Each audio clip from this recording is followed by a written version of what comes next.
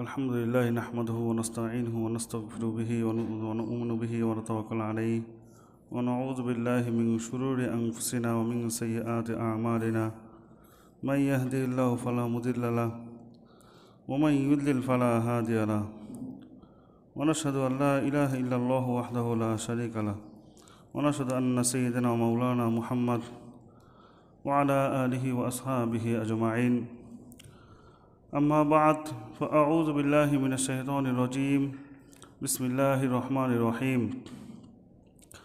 ربنا إني أسكنت من ذريتي بواد غير ذي زرع عند بيتك المحرم ربنا ليقيموا الصلاة وقال رسول الله صلى الله عليه وسلم من ملك زادا وراحلة تبلغه إلى بيت الله ولم يحج فلا عليه أن يموت يهوديا ولا نصرانيا أو كما قال عليه الصلاة والسلام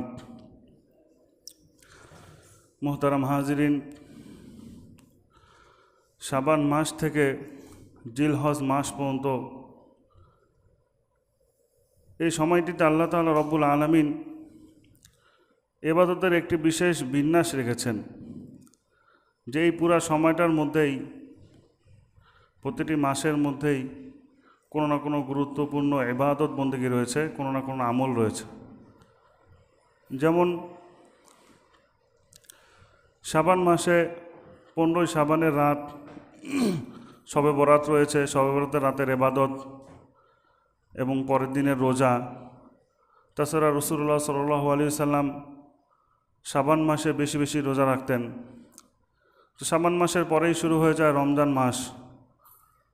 তো রমজান মাসে আল্লাহ তাআলা রব্বুল আলামিন রোজাকে ফরজ করেছেন, আর রাসূলুল্লাহ সাল্লাল্লাহু আলাইহি ওয়াসাল্লাম তারাবিকে সুন্নাহ করেছেন। এছাড়াও প্রতিটি আমলের সওয়াব 70 গুণ করে দেয়া হয়। এরপর সেহরি এবং ইফতারের আলাদা কিছু ফজিলত রয়েছে। তো রমজান মাস শেষ হয়ে গেলেই শুরু হয়ে যায় শাওয়াল মাস। শাওয়াল মাস থেকে জিলহজ মাস পর্যন্ত এই সময়টা পুরোটাই হজের সময়। তো এই সময়ের মধ্যে আল্লাহ তাআলা রব্বুল আলামিন যাদেরকে হজ করার তৌফিক দিয়েছেন তারা হজ করেন, আর যাদের হজ করার তৌফিক হয় না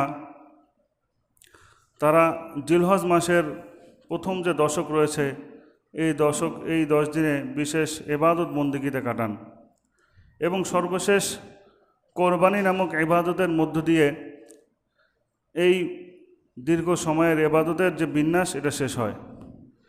সেই হিসাবে এই পুরা সময়টাকেই ইবাদতের সময় হিসেবে গণ্য করা যায়। বর্তমানে আমরা যে সময়টা অবস্থান করতেছি, যে সময়টা অতিবাহিত করতেছি, এটা হচ্ছে হজের সময়, হজের মৌসুম। তো আল্লাহ তাআলা রব্বুল আলামিন যাদেরকে তৌফিক দান করেছেন তারা তো এই সময় হজ করতেছেন। হজ করার উদ্দেশ্যে তারা বিভিন্ন প্রান্ত থেকে বাইতুল্লাহ জিয়ারতের উদ্দেশ্যে বাইতুল্লাহর অভিমুখে রওনা হয়েছেন। বাইতুল্লাহ হচ্ছে পৃথিবীর একবারে মাঝে অবস্থিত। আল্লাহ তাআলা রব্বুল আলামিন বাইতুল্লাহর মধ্যে এমন এক আকর্ষণ রেখেছেন যে সারা পৃথিবীর মানুষ, সারা পৃথিবীর মুসলমান এই বাইতুল্লাহর এই আকর্ষণের ফলে সবাই বাইতুল্লাহর দিকে ছুটে চলে। বিশেষ করে হজের মৌসুমে এটা বেশি করে পরিলক্ষিত হয়। এই আকর্ষণটা মূলত হযরত ইব্রাহিম আলাইহিস সালামের দোয়ার বরকতে হয়েছে। হযরত ইব্রাহিম আলাইহিস সালাম যখন প্রথম মক্কায় আসেন, মা হাজরা রাদিয়াল্লাহু তাআলা আনহা এবং ইসমাইল আলাইহিস সালামকে সাথে নিয়ে, তো তাদেরকে রেখে চলে যাওয়ার সময় কাবা অভিমুখী হয়ে দুটি দোয়া করেছিলেন। সূরা ইব্রাহিমের 37 নম্বর আয়াতে আল্লাহ তাআলা রব্বুল আলামিন দোয়াটি উল্লেখ করেছেন। ইব্রাহিম আলাইহিস সালাম বলেছিলেন, রব্বানা ইন্নী আসকানতু মিন যুররিয়াতি বিওয়াদিন গায়রি যী যারইন ইনদা বাইতিকাল মুহাররম রব্বানা লিয়ুকিমুস সালাহ ফাজআল আফিদাতাম মিনান নাস তাহওয়ি ইলাইহিম ওয়ারযুকহুম মিনাস সামারাতি লাআল্লাহুম ইয়াশকুরুন।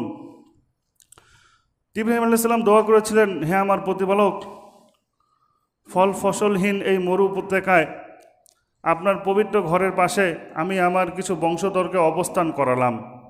হে আমার প্রতিপালক, যাতে করে তারা নামাজ কায়েম করে।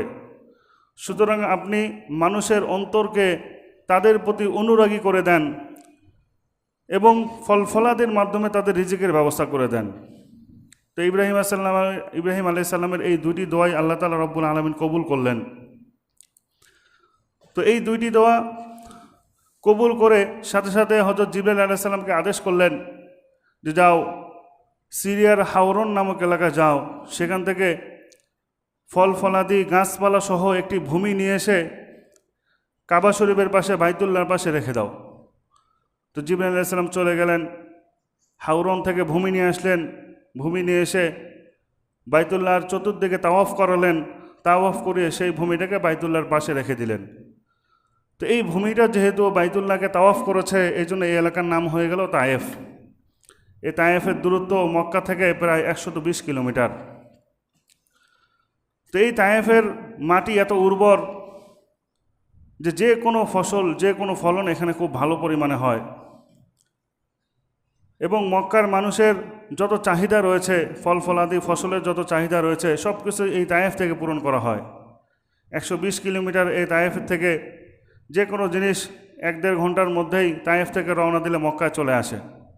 কারণ সৌদি আরবের যে হাইওয়ে রোড, এটা বাংলাদেশের মতো নয় যে 120 কিলোমিটার যেতে 5 থেকে 6 ঘন্টা লাগবে। ওখানে হাইওয়ে রোডে 120 কিলোমিটার রাস্তা অতিক্রম করার জন্য 1 থেকে 1.5 ঘন্টায় যথেষ্ট। তো তায়েফ যেহেতু একটি ভূমির উপর আরেকটি ভূমিকে রাখা হয়েছে, এই জন্য তায়েফের উচ্চতাও বেড়ে গেছে। মক্কার সাধারণ ভূমি থেকে তায়েফের উচ্চতা অনেক বেশি। সমুদ্র পৃষ্ঠ থেকে এর উচ্চতা প্রায় 6000 ফিট, অর্থাৎ 2 কিলোমিটার উঁচু। তো এত উঁচুতে এত ভালো ফলন, এটা আল্লাহ তাআলার এক বিশেষ রহমত। তো এইভাবে রিজিকের ব্যবস্থা করলেন আল্লাহ তাআলা ইব্রাহিম আলাইহিস সালামের দোয়ার বরকতে। এবং ইব্রাহিম আলাইহিস সালামের এবং ইসমাইল আলাইহিস সালামের জন্য আল্লাহ তাআলা রব্বুল আলামিন জমজম কূপের পানিরও ব্যবস্থা করে দিলেন। তো রিজিকের ব্যবস্থা করে দিলেন। এখন আরেকটি দোয়া বাকি থেকে যায় যে লোকদের অন্তরকে তাদের পথে অনুরাগী করে দেন। আল্লাহ তাআলা এর কিছুদিনের মধ্যেই কিছু ব্যবসায়ী কাফেলা সেদিক দিয়ে যাওয়ার সময়, অতিক্রম করার সময় জমজম কূপের পাশে মা হাজেরা রাদিয়াল্লাহু তাআলা আনহা এবং শিশু ইসমাইল যেখানে বসবাস করতেছিল, সেখানে কিছু লোক পাঠিয়ে দিলেন। তো তারা সেখানে কথাবার্তা বলে তারা সেখানে বসবাস করা শুরু করে দেয়। এভাবে তো তাদের অন্তরকে মায়াল করে দিয়ে সেখানে বসবাসের ব্যবস্থা করে দিলেন।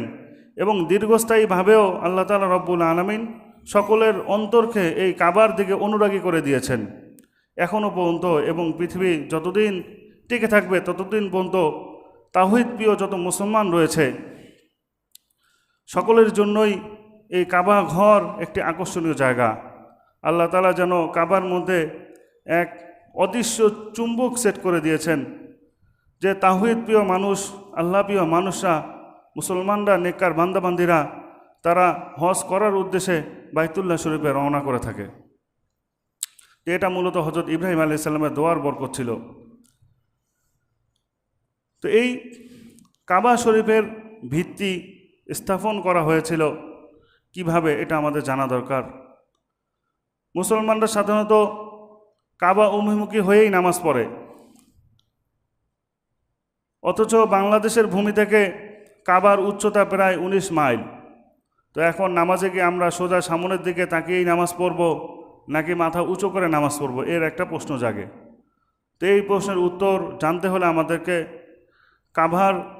কাবার যে ভিত্তি স্থাপন করা হয়েছিল সেই ইতিহাস জানতে হবে। আল্লাহ তাআলা রব্বুল আলামিন সর্বপ্রথম যখন কাবার ভিত্তি রেখেছিলেন ফেরেশতাদের মাধ্যমে, তখন কাবার ভিত্তি এত নিচ থেকে ফেরেশতারা স্থাপন করেন যে তাহতা সারা, অর্থাৎ সাতবক জমিনের নিচ পর্যন্ত এর ভিত্তি পৌঁছে যায় এবং উপরে আসমান পর্যন্ত এর পরিধি ঘোষণা করা হয়। হযরত জিবরাইল আলাইহিস সালাম তুরে সিনা, ইয়ালামলাম এবং কোহেতুর সহ মোট 5টি পাহাড় থেকে পাথর সংগ্রহ করে সাতবক জমিনের নিচ থেকে এর ভিত্তি স্থাপন করেন। হাদিসের মধ্যে রয়েছে যে কাবা বরাবর প্রত্যেক আসমানে, প্রত্যেক আকাশে একটি করে কেবলা রয়েছে। আর সপ্তম আকাশে যে কেবলা রয়েছে সেটাকে বলা হয় বাইতুল মামুর। তো বাইতুল মামুরকে ফেরেশতাদের কেবলা আর কাবাকে মানুষের জন্য কেবলা নির্ধারণ করা হয়েছে। সুতরাং মানুষ যে যেখানেই থাক সে সেখান থেকেই কাবা অভিমুখী হবে। আল্লাহ তাআলা রব্বুল আলামিন সূরা বাকারার 144 নম্বর আয়াতে এমনটাই বলেছেন, ফাহাইসুমা কুনতুম ফাওয়াল্লু উজুহাকুম শাতর, তোমরা যেখানেই থাকো সেখান থেকে তোমরা কাবা অভিমুখী হও, কাবা অভিমুখী হয়ে নামাজ পড়ো।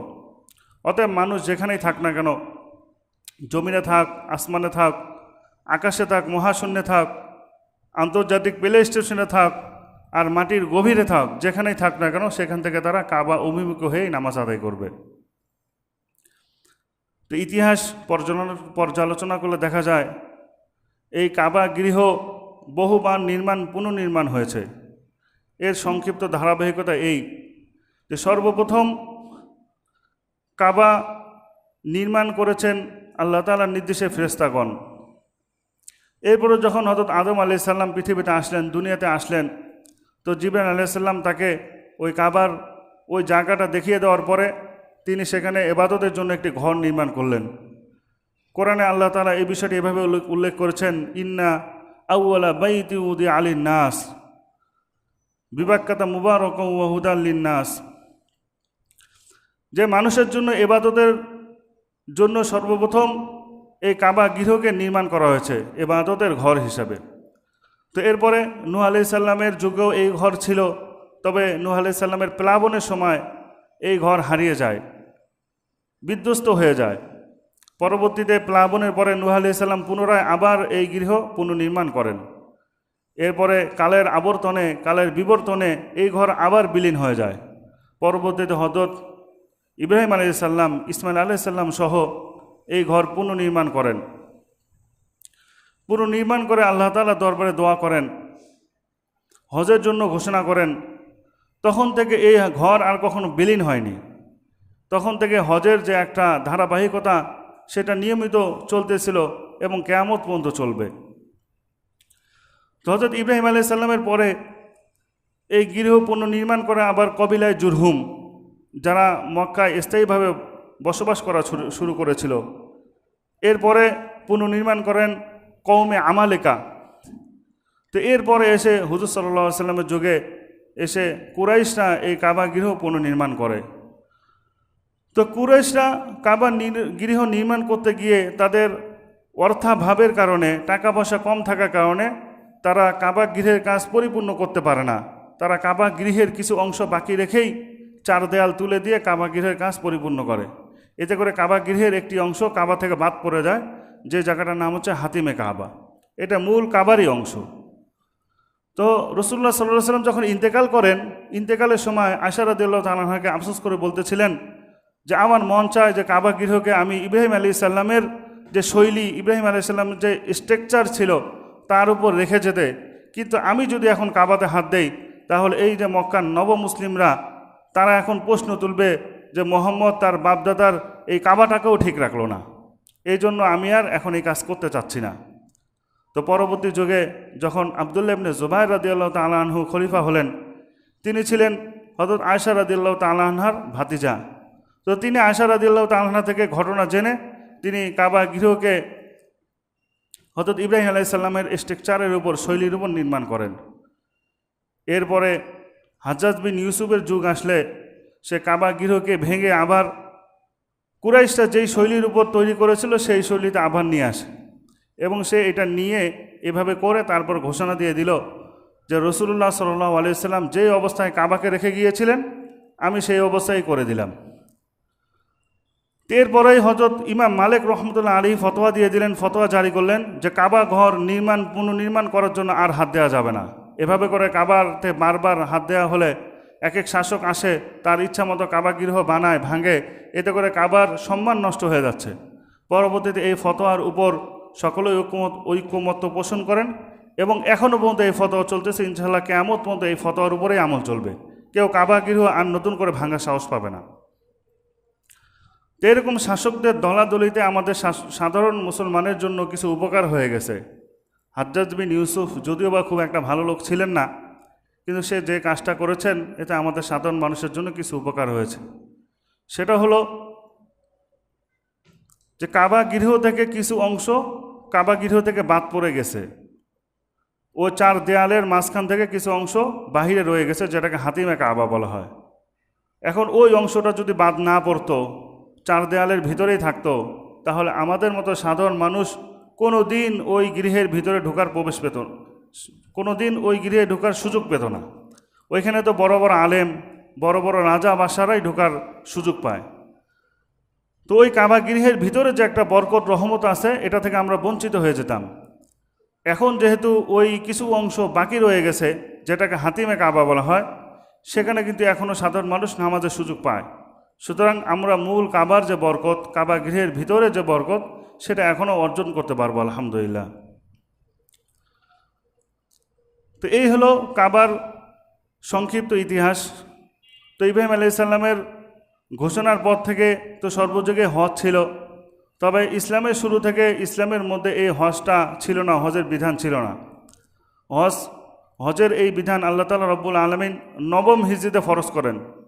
সূরা আল ইমরানের 97 নম্বর আয়াতে আল্লাহ তাআলা ইরশাদ করতেছেন, ওয়ালিল্লাহি আলান নাসি হিজ্জুল বাইতি মান ইসতাতাআ ইলাইহি সাবিলা ওয়া মান কাফারা ফা ইন্নাল্লাহা গনিয়্যুন আনিল আলামিন। যে মানুষের জন্য আল্লাহ তাআলার উদ্দেশ্যে কাবা গৃহের হজ করা ফরজ, যে এর সামর্থ্য রাখে। তবে যে এটাকে অস্বীকার করবে, এই বিধানকে অস্বীকার করবে, সে জেনে রাখুক যে বিশ্ব জগতের মুখাপেক্ষী আল্লাহ তাআলা নন। এবং এই হজ ফরজ হওয়া সম্পর্কে রাসূলুল্লাহ সাল্লাল্লাহু আলাইহি ওয়াসাল্লামও মুসলিম শরীফের 3321 নম্বর হাদিসে ইরশাদ করেন, ইন্নাল্লাহা কদ ফারাদা আলাইকুমুল হাজ্জা ফাহজ্জু, যে নিশ্চয়ই আল্লাহ তাআলা রব্বুল আলামিন হজকে ফরজ করেছেন, সুতরাং তোমরা হজ আদায় করো। তো হজ নবম হিজরিতে ফরজ হয়েছে, কিন্তু সেই বছর রাসূলুল্লাহ সাল্লাল্লাহু আলাইহি ওয়াসাল্লাম দাওয়াতের কাজে ব্যস্ত থাকার কারণে তিনি হজ করতে পারেননি।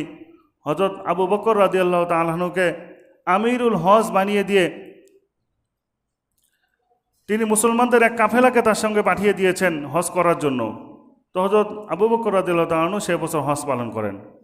এর পরবর্তী বছর দশম হিজরিতে রাসূলুল্লাহ সাল্লাল্লাহু আলাইহি ওয়াসাল্লাম প্রায় লক্ষাধিক সাহাবায়ে কেরামকে সাথে নিয়ে হজ আদায় করেন। তো রাসূলুল্লাহ সাল্লাল্লাহু আলাইহি ওয়াসাল্লাম জীবনে একবারই হজ করেন এবং এটাই শেষ হজ, এজন্য এই হজকে বিদায় হজ বলা হয়। এবং এই হজ শেষে রাসূলুল্লাহ সাল্লাল্লাহু আলাইহি ওয়াসাল্লাম একটি ভাষণ দিয়েছিলেন ইতিহাসে, যেটাকে বিদায় হজের ভাষণ হিসেবে আখ্যায়িত করা হয়। তো এই হচ্ছে হজের সংক্ষিপ্ত ফরজ হওয়ার ইতিহাস। এখন এই হজটা কাদের উপর ফরজ? হজটা কাদের উপর ফরজ, কি কি শর্তে ফরজ হয়? তো হজ ফরজ হওয়ার জন্য কিছু শর্ত রয়েছে। এক নম্বর হচ্ছে মুসলমান হওয়া, দ্বিতীয় নম্বর হচ্ছে স্বাধীন হওয়া, তৃতীয় নম্বর হচ্ছে প্রাপ্তবয়স্ক হওয়া, চতুর্থ নম্বর হচ্ছে সুস্থ মস্তিষ্ক হওয়া, আর পঞ্চম নাম্বার হচ্ছে হজ করার মতো সামর্থ্য থাকা, অর্থাৎ বাইতুল্লাহ শরীফে আসা যাওয়া, সেখানে অবস্থান করা এবং তার অনুপস্থিত সময়ে তার পরিবার পরিজনের যে ভরণ পোষণের প্রয়োজন রয়েছে, এই সমস্ত ব্যবস্থা করার সামর্থ্য থাকা। যদি এই পরিমাণ সামর্থ্য কারো পাওয়া যায় তাহলে তার উপর হজ ফরজ। আর মহিলাদের হজ ফরজ হওয়ার জন্য এই শর্তগুলো থাকার সাথে সাথে তার সঙ্গে মাহরাম পুরুষও থাকতে হবে। এবং হজ ফরজ হওয়ার জন্য, হজ আদায় ফরজ হওয়ার জন্য আরেকটি শর্ত হচ্ছে রাস্তার নিরাপত্তা থাকা, অর্থাৎ হজ আদায় করতে গিয়ে হাজি সাহেবদের জানমালের নিরাপত্তা থাকতে হবে, জানমালের ক্ষয়ক্ষতি হওয়ার প্রবল আশঙ্কা না থাকতে হবে, তাহলে হজটা ফরজ। এখন হজ ফরজ হওয়ার পরও, সামর্থ্য থাকার পরও কোনো ব্যক্তি যদি হজ আদায় না করে তাহলে তার কি হবে? এ ব্যাপারে রাসূলুল্লাহ সাল্লাল্লাহু আলাইহি ওয়াসাল্লাম তিরমিজি শরীফের 812 নম্বর হাদিসে ইরশাদ করেন, মান মালাকা জাদান ওয়া রাহিলাতান তুবাল্লিগুহু ইলা বাইতিল্লাহি ওয়ালাম ইয়াহুজ্জা ফালা আলাইহি আন ইয়ামুতা ইয়াহুদিয়ান ওয়ালা নাসরানিয়ান। আল্লাহ তাআলা রব্বুল আলামিন যাকে হজ করার সামর্থ্য দিয়েছেন কিন্তু সে হজ করল না, তাহলে সে ইহুদি হয়ে মারা যাক আর খ্রিস্টান হয়ে মারা যাক, সেটা দেখার বিষয় নয়। কত বড় ধমকি এসেছে হজ না করার ব্যাপারে। হজ না করার ব্যাপারে যেমন ভয়ঙ্কর ধমকি এসেছে, তেমনইভাবে হজ করার বিষয়ে খুব সুন্দর সুন্দর এবং বড় বড় ফজিলতের কথাও রাসূলুল্লাহ সাল্লাল্লাহু আলাইহি ওয়াসাল্লাম বলেছেন। যেমন হজ আদায় করলে একজন মানুষের গুনাহ, সমস্ত গুনাহ মিটে যাবে, সে একেবারে নিষ্পাপ হয়ে যাবে। বুখারী শরীফের 1521 নম্বর হাদিসে রাসূলুল্লাহ সাল্লাল্লাহু আলাইহি ওয়াসাল্লাম ইরশাদ করতেছেন, মান হাজ্জা লিল্লাহি ফালাম ইয়ারফুস ওয়ালাম ইয়াফসুক রাজাআ কা ইয়াউমিন ওয়ালাদাতহু উম্মুহু। তো যে ব্যক্তি আল্লাহ তাআলা সন্তুষ্টির জন্য আল্লাহ তাআলার উদ্দেশ্যে হজ করবে এবং সে কোনো অশ্লীল কাজে জড়াবে না, কোনো পাপাচারে লিপ্ত হবে না, সমস্ত রকম গুনাহ থেকে বেঁচে থেকে পরিপূর্ণভাবে হজ আদায় করবে, তো সে ওই দিনের মতো নিষ্পাপ হয়ে ফিরবে যেদিন সে দুনিয়াতে ভূমিষ্ঠ হয়েছিল। সুবহান আল্লাহ, কত বড় ফজিলতের কথা। শুধু তাই নয়, যদি কোনো ব্যক্তি এভাবে হজ করতে পারে, তার হজটা আল্লাহ তাআলার দরবারে কবুল হয়ে যায়, তো এই হজের বদলা আল্লাহ তাআলা রব্বুল আলামিন তাকে জান্নাত দিয়ে দিবেন। রাসূলুল্লাহ সাল্লাল্লাহু আলাইহি ওয়াসাল্লাম সহিহ ইবনে খুজাইমার 3072 নম্বর হাদিসে ইরশাদ করতেছেন, আল হাজ্জুল মাবরুরু লাইসা লাহু জাযাউন ইল্লাল জান্নাহ, যে কবুল হজের প্রতিদান, কবুল হজের সওয়াব, প্রতিদান, জাযা একমাত্র জান্নাত ছাড়া আর কিছুই নয়।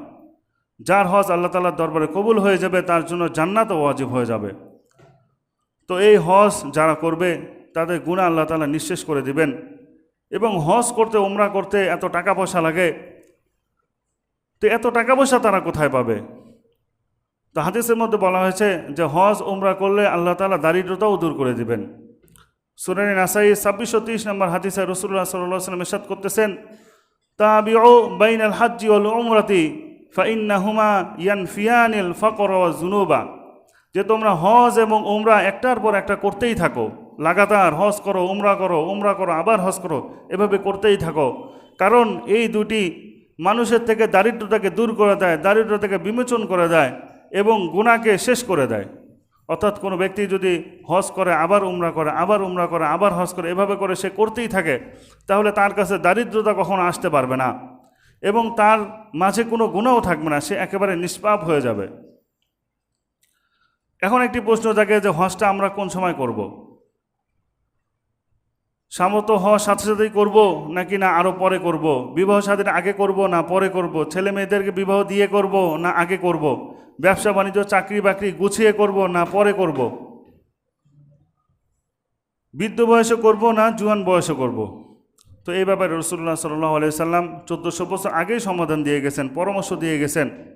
রাসূলুল্লাহ সাল্লাল্লাহু আলাইহি সাল্লাম মুসনাদে আহমদের 2867 নম্বর হাদিসে বলতেছেন, তাআজ্জালু ইলাল হাজ্জি ফাইন্না আহাদাকুম লা ইয়াদরি মা ইয়ারিদু লাহু, যে তোমরা দ্রুত হজ আদায় করে ফেলো। যাদের উপর হজ ফরজ হয়ে গেছে তারা দ্রুত হজকে আদায় করে ফেলো, কেননা তোমাদের কারোই জানা নেই যে তার উপর ভবিষ্যতে কি অবস্থা আরোপিত হতে যাচ্ছে। অর্থাৎ আল্লাহ তাআলা এখন সামর্থ্য দিয়েছেন, এখন ব্যস্ততার কথা না মনে করে সকল জিম্মাদারি আল্লাহ তাআলার কাছে রেখে হজে চলে যাও। যদি কেউ হজ না করে এই সময়, তাহলে দেখা যাবে আল্লাহ তাআলা যদি তার থেকে সামর্থ্যকে কেড়ে নেন, তাহলে সে পরবর্তীতে আর হজ করতে পারতেছে না। অথবা আল্লাহ তাআলা যদি মনে করেন যে সে এই সামান্য ব্যস্ততার কারণে হজ করলো না, আমি সামর্থ্য দিলাম, তাহলে তাকে আরও বেশি ব্যস্ত বানিয়ে দেই। হতে পারে কি পারে না। এই জন্য যে অবস্থায় যার উপর হজ ফরজ হয়েছে, আল্লাহ তাআলা তো দুনিয়ার সকল বিষয় জিম্মাদারি নিয়েই নিয়েছেন, তো সকল জিম্মাদারি আল্লাহ তাআলার উপর রেখে দিয়ে আমরা হজ করতে চলে যাই। ইনশাআল্লাহ আল্লাহ তাআলা রব্বুল আলামিনের চাইতে বড় জিম্মাদার আর কেউ নেই। আমাদের হজও হয়ে যাবে, সাথে সাথে আমাদের সমস্ত বিষয়ের দেখভাল করা এটা আল্লাহ তাআলা তার কুদরতিভাবে ফেরেশতাদের মাধ্যমে করাবেন ইনশাআল্লাহ। তো এবার আসুন যে যারা হজ করার সামর্থ্য রাখে না, তাদের জন্য জিলহজ মাসের প্রথম যে 10টি দিন রয়েছে এই 10টি দিন খুবই গুরুত্বপূর্ণ। জিলহজ মাসের এই 10টি দিনের গুরুত্ব আল্লাহ তাআলা রব্বুল আলামিন সূরা ফাজরের প্রথম 4টি আয়াতে 5টি জিনিসের কসম খেয়ে বলেছেন, ওয়াল ফাজর ওয়াল লায়ালিন আশর ওয়াশ শাফঈ ওয়াল ওয়াতর ওয়াল লাইলি ইযা ইয়াসর। তো আল্লাহ তাআলা বলতেছেন, শপথ ফজরের বা ভোরের, শপথ 10 রাতের, শপথ জোর এবং বেজোরের, অর্থাৎ এই 10 রাতের মধ্যে যে রাতগুলো জোর রয়েছে এবং বেজোর রয়েছে এই রাতগুলো শপথ, এবং শপথ রাতের যখন তা অতিবাহিত হতে থাকে। আল্লাহ তাআলা রব্বুল আলামিন এখানে 5টি বিষয়ের শপথ করলেন, কসম করলেন। ভোরের শপথ করলেন, সকালের শপথ করলেন, এরপরে 10 রাতের শপথ করলেন, এরপরে জোর এবং বেজোরের শপথ করলেন, এরপরে শপথ করলেন রাতের যখন তা অতিবাহিত হতে থাকে। তো অধিকাংশ মুফাসসির গণের মত এবং সহি হাদিস দ্বারা প্রমাণিত এখানে যে আল্লাহ তাআলা রব্বুল আলামিন 10টি রাতের কসম করেছেন, এই 10টি রাত দ্বারা উদ্দেশ্য হচ্ছে জিলহজ মাসের প্রথম 10 দিন। জিলহজ মাসের এই প্রথম 10 দিন পৃথিবীর মধ্যে সবচাইতে উত্তম দিন, এর চাইতে শ্রেষ্ঠ আর কোনো দিন হতে পারে না। হযরত জাবের রাদিয়াল্লাহু তাআলা আনহু থেকে বর্ণিত, রাসূলুল্লাহ সাল্লাল্লাহু আলাইহি সাল্লাম মুসনাদে বাজ্জারের 1128 নম্বর হাদিসে ইরশাদ করেন, আফদালু আইয়ামিদ দুনিয়া মিন আশারাজিল হিজ্জাতি, যে কিলা ওয়ালা মিসলাহুন্না ফি সাবিলিল্লাহ, ক্বালা রাসূলুল্লাহ সাল্লাল্লাহু আলাইহি সাল্লাম লা ওয়ালা মিসলাহুন্না ফি সাবিলিল্লাহ ইল্লা রাজুলুন আফফার ওয়াজহাহু বিতুরাব। রাসূলুল্লাহ সাল্লাল্লাহু আলাইহি সাল্লাম বলতেছেন যে জিলহজ মাসের প্রথম 10 দিনের অপেক্ষা উত্তম আর কোনো দিন নেই। আল্লাহ তাআলার নিকট এই 10টি দিন হচ্ছে সবচাইতে শ্রেষ্ঠ। তো এক সাহাবী জিজ্ঞাসা করলো যে আল্লাহর রাস্তার দিনগুলোও কি এর চাইতে উত্তম নয়? রাসূলুল্লাহ সাল্লাল্লাহু আলাইহি সাল্লাম বললেন যে না, আল্লাহ তাআলার রাস্তায় অতিবাহিত দিনগুলো এর চাইতে উত্তম নয়, তবে ওই ব্যক্তি বাদে যে ব্যক্তি তার চেহারাকে ধুলাই ধূসরিত করেছে, অর্থাৎ যে ব্যক্তি আল্লাহ তাআলার রাস্তায় জিহাদ করতে গিয়ে শহীদ হয়েছেন, তো ওই ব্যক্তির চাইতে ওই ব্যক্তি যে দিনগুলো অতিবাহিত করেছে, যে আল্লাহ তাআলার রাস্তায় শহীদ হয়ে গেছে, তার ওই দিনটি এই দিনের চাইতে উত্তম। তাছাড়া অন্য কোনো কাজ, অন্য কোনো দিন এই 10 দিনের চাইতে উত্তম নয়। তো এই 10 দিনের ফজিলত, এই 10 দিনের শ্রেষ্ঠত্ব এত বেশি। তো এই 10 দিনের যেরকম শ্রেষ্ঠত্ব রয়েছে, ফজিলত রয়েছে, তেমনইভাবে আল্লাহ তাআলার নিকট এই 10 দিনের ইবাদতও অন্যান্য দিনের চাইতে সবচাইতে বেশি উত্তম, সবচাইতে বেশি সওয়াবের, সবচাইতে বেশি ফজিলতপূর্ণ। অর্থাৎ এই 10 দিন ইবাদত বন্দেগী করলে এটা আল্লাহ তাআলার নিকট সবচাইতে প্রিয় হবে। হযরত আবু হুরায়রা রাদিয়াল্লাহু তাআলা আনহু থেকে বর্ণিত, রাসূলুল্লাহ সাল্লাল্লাহু আলাইহি সাল্লাম তিরমিজি শরীফের 758 নম্বর হাদিসে ইরশাদ করতেছেন, মা মিন আইয়ামিন আহাব্বু ইলাল্লাহি আইয়ুতাব্বাদা লাহু ফিহা মিন আশারিজিল হিজ্জাতি ফায়াদিলু সিয়ামু কুল্লি ইয়াউমিন মিনহা বিসিয়ামি সানাতিন ওয়া কিয়ামু কুল্লি লাইলাতিন মিনহা বিকিয়ামি লাইলাতিল কদরি লা সিয়ামা সাওমু আরাফাতাল্লাযী ক্বালা ফিহা আলাইহি সালাতু ওয়াসসালাম সাওমু ইয়াউমি আরাফাতা ইন্নী আহতাসিবু আলাল্লাহি আন ইউকাফিরাস সানাতাল্লাযী ক্বাবলাহু ওয়াস সানাতাল্লাতী বা'দাহু। তো রাসূলুল্লাহ সাল্লাল্লাহু আলাইহি ওয়াসাল্লাম বলতেছেন যে আল্লাহ তাআলার নিকট জিলহজ মাসের প্রথম 10 অপেক্ষা অন্য কোন দিনের ইবাদত এত পছন্দনীয় নয়। তো এই 10 দিনের প্রতিদিনের ইবাদত, প্রতিদিনের রোজা অন্যান্য সময়ের 1 বছর রোজার সমতুল্য, এবং এর এক একটি রাতের ইবাদত লাইলাতুল কদরের রাতের সমতুল্য। আর আরাফার দিনের বিষয়টি ভিন্ন। রাসূলুল্লাহ সাল্লাল্লাহু আলাইহি ওয়াসাল্লাম বলতেছেন যে আরাফার দিবসের বিষয়টি ভিন্ন, আরাফার দিনের বিষয়টি ভিন্ন। কেননা আরাফার রোজার ব্যাপারে আমি ধারণা রাখি আল্লাহ তাআলার নিকট যে এই একদিনের রোজা আল্লাহ তাআলা রব্বুল আলামিন পূর্ববর্তী এবং পরবর্তী 1 বছরের গুনার জন্য কাফারা হিসেবে কবুল করে নেবেন। সুবহানাল্লাহ। তো একদিনের রোজার এত বরকত। তো এবার আসুন আমরা এই দশকে কি কি ইবাদত করব। তো এই প্রথম দশকের প্রথম ইবাদত হচ্ছে সব গুজারি করা, অর্থাৎ রাত্র জাগরণ করে ইবাদত বন্দেগী করা। তো যে কোনো ইবাদত হতে পারে, যেহেতু এটা নফল, যে কোনো ইবাদত হতে পারে। আমরা কোরআন তেলাওয়াত করতে পারি, জিকির আজকার করতে পারি, তওবা ইস্তেগফার করতে পারি, দরুদ শরীফ পড়তে পারি, রোনাজারি করতে পারি, এবং নফল নামাজ যেমন সলাতুল হাজত, সালাতুত তাসবিহ বা তাহাজ্জুদ নামাজ, এই ধরনের নামাজ পড়ে আমরা এই রাতগুলো কাটাতে পারি। তবে এখানে আমাদেরকে মনে রাখতে হবে যে কোনোভাবেই যাতে ফজর এবং এশার নামাজ আমাদের কাজা না হয়ে যায়, এবং চেষ্টা করতে হবে ফজর এবং এশার নামাজ যাতে আমরা জামাতের সাথে আদায় করতে পারি। তো এই এক একটি রাতের ইবাদতের সওয়াব কীরকম, যে এক একটি রাত হচ্ছে লাইলাতুল কদরের সমতুল্য। অতএব এই রাতগুলো আমাদের ইবাদত বন্দেগী করা দরকার। এরপর দ্বিতীয় নাম্বার কাজ হচ্ছে চুল এবং নখ না কাটা। জিলহজ মাসের চাঁদ উঠে যাওয়ার পরে চুল এবং নখ না কাটা। তো জিলহজ মাসের সবচাইতে গুরুত্বপূর্ণ ইবাদত হচ্ছে হজ আদায় করা। তো আল্লাহ তাআলা রব্বুল আলামিন যাদেরকে হজ আদায় করতে সুযোগ দিয়েছেন তারা হজ আদায় করতেছেন। আর যারা হজ আদায় করার সামর্থ্য রাখেন না, তারা যাতে সব কিছু থেকেই বঞ্চিত না হয়ে যান, এই জন্য শরীয়ত এই বিধান দিয়েছে যে যারা হজ করতে পারবে না তারা অন্তত হাজিদের কিছু ব্যাপারে হলেও সাদৃশ্যতা অবলম্বন করবে, যাতে করে হাজিদের উপর যে সমস্ত রহমত বরকত বর্ষিত হবে এর ছিটে ফোটা হলেও কিছু ওই নন হাজিদের উপর যারা হজ করতে সামর্থ্য রাখেনি তাদের উপর এসে পড়ে। হাজি সাহেবরা যেরকম হজের এহরাম বাঁধার পর থেকে চুল নখ ইত্যাদি কাটা বন্ধ করে দেয়, ঠিক তেমনইভাবে যারা হজ করার সামর্থ্য রাখে না তারাও জিলহজ মাসে চাঁদ ওঠার পর থেকে চুল এবং নখ কাটা তারা বন্ধ করে দিবে। এরপরে ঈদের নামাজ পড়ে তারপরে এসে এগুলো কাটবে। তাহলে দেখা যাবে হাজি সাহেবদের বিশেষ রহমতের অন্তর্ভুক্ত, বরকতের অন্তর্ভুক্ত আমরাও হয়ে যেতে পারবো। এরপরে হাদিসে বলা হয়েছে যে ব্যক্তি কোরবানি করার সামর্থ্য রাখে না সে যদি এরকম জিলহজ মাসে চুল নখ কাটা বন্ধ করে দেয় প্রথম দশকে, তাহলে আল্লাহ তাআলা রব্বুল আলামিন তাকে একটি কোরবানির সওয়াব দিয়ে দিবেন। আর যারা হজ আদায় করবে, যারা কোরবানি আদায় করবে, কোরবানি করার ইচ্ছা করেছে, তাদের ব্যাপারে বলা হয়েছে তারাও যাতে এই চুল নখ না কাটে। হযরত উম্মে সালামা রাদিয়াল্লাহু তাআলা আনহা থেকে বর্ণিত মুসলিম শরীফের 1977 নম্বর হাদিস, আন উম্মি সালামা রাদিয়াল্লাহু তাআলা আনহা আন্না নবী সাল্লাল্লাহু আলাইহি ওয়াসাল্লাম ক্বালা ইযা রাআইতুম হিলাল যিল হিজ্জাতি ফাআরাদা আহাদুকুম আন ইউদাহিয়া ফালইউমসিক আন শা'রিহি ওয়া আসফারিহি। হযরত উম্মে সালামা রাদিয়াল্লাহু তাআলা আনহা থেকে বর্ণিত, রাসূল সাল্লাল্লাহু আলাইহি ওয়াসাল্লাম ইরশাদ করেছেন যে যখন তোমরা জিলহজ মাসের চাঁদ দেখে ফেলো, জিলহজ মাসের চাঁদ উঠে, এবং তোমাদের মধ্যে যারা যারা কোরবানি করার ইচ্ছা করেছো তারা যাতে তার চুল এবং নখ না কাটে, তাহলে কি হবে, তার কোরবানিটা আল্লাহ তাআলা দরবারে বেশি গৃহীত হবে, বেশি সওয়াব পাবে সে। আর অন্য হাদিসের মধ্যে বলা হয়েছে কোরবানিকারী ব্যক্তি যদি এই আমল করে তাহলে সে 2টি কোরবানির সওয়াব পাবে। তো এই জন্য এই আমল আমাদের চেষ্টা করতে হবে যাতে আমরা এই আমল করতে পারি। এরপরে 3য় নাম্বার আমল হচ্ছে জিলহজ মাসের প্রথম দশকের শুধুমাত্র ঈদের দিন বাদ দিয়ে বাকি 9 দিন রোজা রাখা। এই 9 দিনের রোজার সওয়াব তো এত বেশি যে এক এক দিন রোজা রাখার সওয়াব হচ্ছে এক এক বছরের।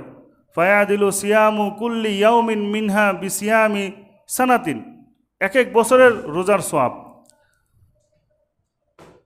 সহিহ ইবনে হিব্বানের 6422 নম্বর হাদিসে উল্লেখ রয়েছে যে রাসূলুল্লাহ সাল্লাল্লাহু আলাইহি ওয়াসাল্লাম 4টি আমল কখনো ছাড়তেন না। একটি হচ্ছে আশুরার রোজা, দ্বিতীয়টি হচ্ছে প্রতি মাসের 3 দিনের রোজা, তৃতীয় নাম্বার হচ্ছে ফজরের নামাজের আগের যে 2 রাকাত সুন্নত হচ্ছে সেই সুন্নত নামাজ, আর চতুর্থ নাম্বার হচ্ছে জিলহজ মাসের প্রথম দশকের রোজা। অতএব আমাদেরকে এই রোজাগুলো রাখার চেষ্টা করতে হবে। এবং চতুর্থ নাম্বার যেটা আমল সেটা হচ্ছে কারোর জন্য যদি এই পুরা সময়টা রোজা রাখা সম্ভব না হয় তাহলে অন্তত আরাফার দিনের রোজাটা রাখা, কারণ আরাফার রোজার ব্যাপারে বিশেষ ফজিলত বর্ণিত হয়েছে।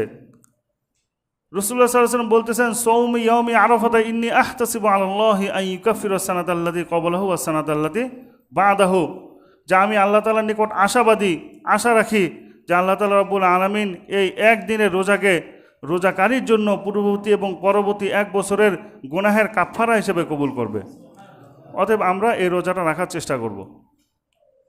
এবার আসুন, হজ আল্লাহ তাআলার পক্ষ থেকে একটি গুরুত্বপূর্ণ বিধান। এটি হজের মাস চলতেছে, অনেকে আমাদের মধ্যে হজ করেছেন আর বেশিরভাগ মানুষে আমরা করিনি। তো আল্লাহ তাআলা রব্বুল আলামিন যে কোনো সময় আমাদেরকে হজের তৌফিক দিলে যাতে আমরা সহজে হজ আদায় করতে পারি, এই জন্য আমাদেরকে হজ সম্পর্কে কিছু জ্ঞান রাখতে হবে, হজ সম্পর্কে কিছু মাসাইল জানতে হবে। কারণ অনেক সময় দেখা যায় যে হজ করার সামর্থ্য হয়ে গেছে, হজ করেও ফেলতেছি, কিন্তু হজের মাসালাগুলোর সাথে আগে থেকে সম্পর্ক না থাকার কারণে হজ করতে গিয়ে বিড়ম্বনার শিকার হতে হয়। পরে এত মেহনত সব কিছুই বেকার হয়ে যায়। কারণ যে কোনো বিষয়ের ক্ষেত্রেই শুধু নিয়াতটাই যথেষ্ট নয়। নিয়াত ভালো থাকলেই যে সব কিছুতেই মানুষ সফল হতে পারে বিষয়টা তা নয়। সেনাবাহিনীদেরকে ট্রেনিং দেওয়া হয়, তো সেনাবাহিনীরা যারা দক্ষ ট্রেনিং প্রাপ্ত তাদের নিয়াত ভালো হোক আর খারাপ হোক, তারা দেখা যায় যুদ্ধে বিজয়ী হয়ে আসে। আর তাদের পরিবর্তে যদি সাধারণ মানুষদেরকে যারা কখনো অস্ত্র ধরে নাই, তারা দেশের জন্য খুব ভালোবাসা মহব্বত, তাদেরকে যুদ্ধে পাঠিয়ে দেওয়া হয়, তো তারা দেখা যাবে যুদ্ধ থেকে আর বিজয়ী হয়ে আসবে না, সবাই লাশ হয়ে ফিরবে। কারণ শুধু নিয়াত থাকলেই হবে না, যে কাজটা আমরা করতে চাই সে কাজ সম্পর্কে আমাদের ট্রেনিং লাগবে, সে কাজ সম্পর্কে আমাদেরকে অবগত হতে হবে। এই জন্য হজ সম্পর্কে আমাদের জানা দরকার। তো হজ সাধারণত 3 প্রকার। এক নম্বর হচ্ছে হজ্জে ইফরাত, দ্বিতীয় নম্বর হচ্ছে হজ্জে তামাত্তু, তৃতীয় নম্বর হচ্ছে হজ্জে কিরান। হজ্জে ইফরাত বলা হয় হজের মৌসুমে শুধু হজ আদায় করা, তো এটা শুধু মক্কাবাসীর জন্য প্রযোজ্য।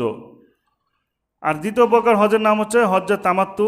তামাত্তু অর্থ হচ্ছে সুবিধা ভোগ করা, অর্থাৎ একই সফরে হজ এবং উমরা দুইটা পালন করা এবং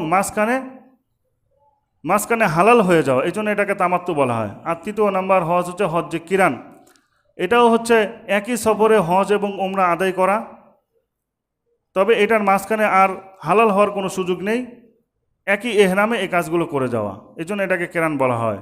আর এই জন্যই কেরান হজ সবচাইতে উত্তম। এরপরে দ্বিতীয় পর্যায়ে তামাত্তু, এরপরে তৃতীয় পর্যায়ে রয়েছে ইফরাত। এবার আসুন হজের মধ্যে যে কাজগুলো রয়েছে, হজের গুরুত্বপূর্ণ ফরজ কাজ, যে কাজগুলো যদি কেউ বাদ দিয়ে দেয়, না করতে পারে, তাহলে তার হজ নষ্ট হয়ে যাবে, পরবর্তী বছর আবার হজের কাজা করতে হবে। এই বিষয়গুলো সম্পর্কে জেনে নেয়। এই বিষয় হচ্ছে 3টি। এক নম্বর হচ্ছে এহরাম বাঁধা, দ্বিতীয় নাম্বার হচ্ছে উকুফে আরাফা করা, আর তৃতীয় নাম্বার হচ্ছে তোয়াফে জিয়ারত করা। এখন এহরাম কাকে বলে?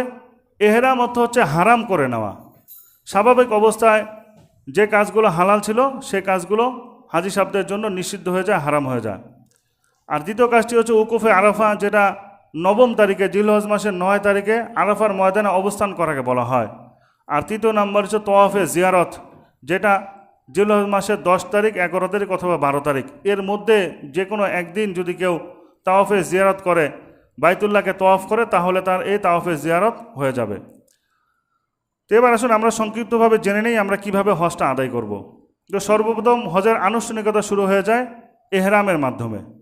তো এই এহরামটা আমরা ঘর থেকে অথবা এয়ারপোর্ট থেকে বেঁধে নিতে পারলে সবচাইতে ভালো। যদি সেটা না করে তাহলে অন্তত বিমানে থাকা অবস্থায় মিকাত পার হওয়ার সময় আমাদেরকে এহরাম বাঁধতে হবে। তো এহরাম এটা পবিত্র অবস্থায় বাঁধতে হয়, এজন্য গোসল করে নেওয়া উত্তম, গোসল করা সম্ভব না হলে উজু করে নেওয়া। এরপর এহরামের জন্য যে 2 টুকরো সাদা কাপড় রয়েছে, একটি হচ্ছে তহবন আর একটি হচ্ছে চাদর, একটিকে লুঙ্গির মতো করে পরে নেওয়া, আরেকটিকে চাদরের মতো করে শরীরে জড়িয়ে নেওয়া। এরপরে এহরামের উদ্দেশ্যে 2 রাকাত নামাজ পড়া। তো 2 রাকাত নামাজ শেষে এবার দোয়া করা, যে ধরনের হজ করতে ইচ্ছুক সে সেভাবে আল্লাহ তাআলার কাছে দোয়া করবে, যাতে এই হজটা তার জন্য সহজ হয় এবং আল্লাহ তাআলার দরবারে কবুল হয়। এভাবে দোয়া করা, আল্লাহুম্মা ইন্নী উরিদুল উমরাতা ওয়াল হাজ্জা ফায়াসির হুমা আলী অতাকব্বাল হুমা মিন্নি। যে হে আল্লাহ, আমি উমরা এবং হজ করার নিয়ত করেছি, আপনি এই দুটিকে আমার জন্য সহজ করে দেন এবং আমার থেকে এই দুটিকে কবুল করে নেন। আরবিতে বললেও হবে, বাংলায় বললেও হবে। তো এই দোয়া শেষে 3 বার সশব্দে তালবিয়া পড়া, লাব্বাইক আল্লাহুম্মা লাব্বাইক, লাব্বাইক লা শারীকা লাকা লাব্বাইক, ইন্নাল হামদা ওয়ান নি'মাতা লাকা ওয়াল মুলক লা শারীকা লাক। এই তালবিয়া 3 বার পাঠ করলেই বাস এহরাম সম্পূর্ণ হয়ে যাবে। তো এরপরে দ্বিতীয় কাজ হচ্ছে মক্কায় পৌঁছানোর পরে উজু ইস্তেঞ্জা সেরে সর্বপ্রথম কাবা গৃহে গিয়ে কাবা ঘরে তওয়াফ করা। এই তওয়াফকে বলা হয় তওয়াফে কুদুম, তাওয়াফুল কুদুম বা আগমনের তওয়াফ। এই তওয়াফটা তামাত্তু হজ আদায়কারীর জন্য ফরজ, আর হজ্জে ইফরাত এবং কেরান হজ আদায়কারীর জন্য এটা সুন্নত বা নফল। তো এই তাওয়াফ শেষ করে মাকামে ইব্রাহিমে গিয়ে ওয়াজিব তাওয়াফ 2 রাকাত সুন্নত নামাজ পড়া। তো এই নামাজ আদায় করার পরে তামাত্তু হজ আদায়কারী সাফা মারওয়ায় গিয়ে সে সাই করবে, সাই করা শেষ হয়ে গেলে সে হালাল হয়ে যাবে। আর ইফরাত এবং কেরান হজ আদায়কারী ব্যক্তি সাই করবে না, তার জন্য সাই না করে বরঞ্চ তাওয়াফে জিয়ারত পর্যন্ত অপেক্ষা করা উত্তম। তাওয়াফে জিয়ারত করার পরে তারপরে গিয়ে সে সাই করবে। তো এই কাজগুলো সম্পূর্ণ হওয়ার পরে সকলেই 8ই জিলহজ পর্যন্ত অপেক্ষা করতে থাকবে। এরপরে 8ই জিলহজ যেদিন আসবে সেদিন থেকে মূলত হজের মূল পর্ব শুরু হয়ে যাবে। 8ই জিলহজে সকলেই যে যেখানে থাকে সেখান থেকে সকলেই মিনায় চলে আসবে। মিনায় এসে সেখানে জোহর, আসর, মাগরিব, এশা এবং ফজর নামাজ পড়বে পরের দিন পর্যন্ত। এই ফজর নামাজ পড়ার পরে মিনা থেকে এখন আরাফার উদ্দেশ্যে রওনা দেবে। তো আরাফার উদ্দেশ্যে রওনা দিয়ে সূর্য মধ্যম আকাশে হেলে যাওয়ার পরে এর মধ্যে সকলে আরাফার ময়দানে পৌঁছে যাবে। পরে পৌঁছালেও সমস্যা নেই। তো সূর্য যখন মধ্যম আকাশ থেকে পশ্চিম আকাশে হেলে যাবে তখন থেকে তখন এক আজান এবং 2 একামতে জোহর এবং আসরের নামাজ ইমামের সাথে একসাথে পড়বে, একই ওক্তে, জোহরের ওক্তে, জোহর এবং আসরের নামাজ। কেউ যদি জামাতে নাও পড়তে পারে তাহলে নিজস্ব যে খিমা রয়েছে, তাঁবু রয়েছে, সেখানেও সে ওই একই ওক্তে 2 নামাজ পড়ে নেবে। এরপরে সূর্যাস্ত পর্যন্ত পুরো সময়টা আরাফার ময়দানে অবস্থান করবে।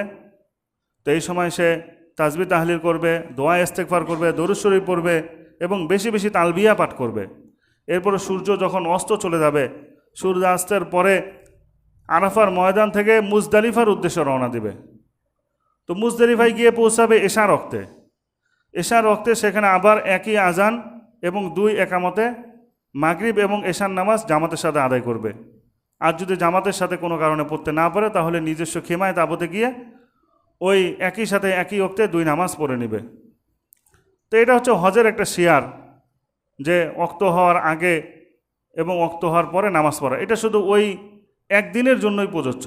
রাসূলুল্লাহ সাল্লাল্লাহু আলাইহি ওয়াসাল্লাম এভাবেই নামাজ আদায় করেছেন, এজন্য হজের মধ্যে আমরা ওইভাবেই নামাজ আদায় করি। এছাড়া অন্য কোথাও এভাবে নামাজ পড়ার কোনো অনুমতি নেই।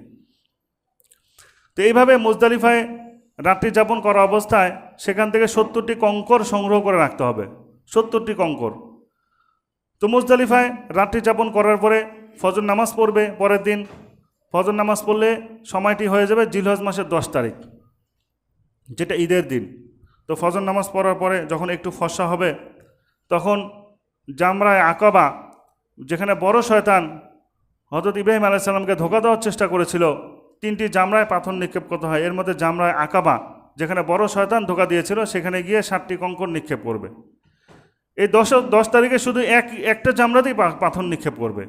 তো পাথর নিক্ষেপ করার পরে যাদের উপর কোরবানি ওয়াজিব হয়েছে তারা কোরবানি করবে, কোরবানি করে তারা হালাল হয়ে যাবে। এরপর ধীরে সুস্থে মক্কায় গিয়ে তারপর তাওয়াফে জিয়ারত করে ফেললে হজের কাজ মোটামুটি শেষ। আর এভাবে করে 10ই জিলহজের আমল গেল। 11 জিলহজ এভাবে সকালে ফজর নামাজ মিনায় পড়ে তারপর আবার 3 জামরায় পাথর নিক্ষেপ করবে। এরপরে 12 তারিখেও 3 জামরায় পাথর নিক্ষেপ করবে।